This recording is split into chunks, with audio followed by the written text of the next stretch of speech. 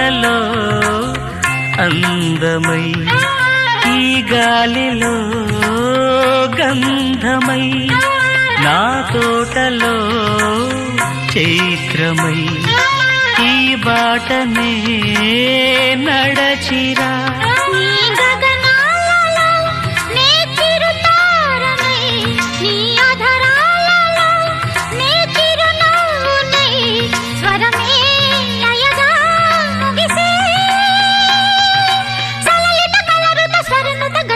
గమకము తెలియకని Keeravani Chilakala